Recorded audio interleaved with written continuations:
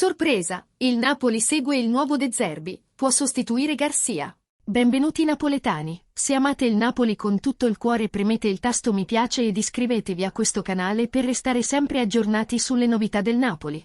L'inizio di stagione del Napoli è al di sotto delle aspettative. Gli azzurri non riescono a proseguire i loro risultati e le prestazioni offerte preoccupano la società e l'intera piazza partenopea. Rudy Garcia è finito più volte in bilico e dopo il pareggio a sorpresa contro l'Union Berlino è stato ancora una volta in dubbio. Durante l'ultima sosta delle nazionali si pensava che sarebbe arrivato Antonio Conte per sostituire Garcia. L'accordo con il tecnico salentino non è arrivato e gli azzurri hanno proseguito con Garcia. Il club partenopeo, però, non segue solo l'ex allenatore di Tottenham e Inter. Con la sostituzione di Garcia, il Napoli insegue il nuovo De Zerbi.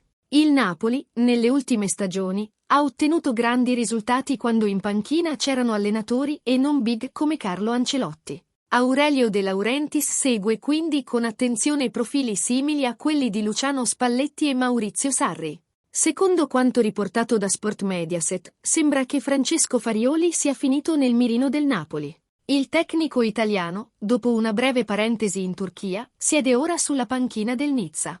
La squadra della Costa Azzurra è sorprendentemente prima nella classifica della Ligue 1 e il merito va soprattutto all'emergente tecnico italiano. Il contratto di Farioli lo lega al Nizza fino al 2025 e il Napoli lo vuole per sostituire Garcia, ma non subito, nonostante il forte malcontento nei confronti del tecnico francese. Ditemi napoletani, qual è la vostra opinione? Pensate che sia ora di cambiare allenatore? Oppure no? Voglio sapere la vostra opinione nei commenti, perché è molto importante per il nostro club del cuore. Forza Napoli!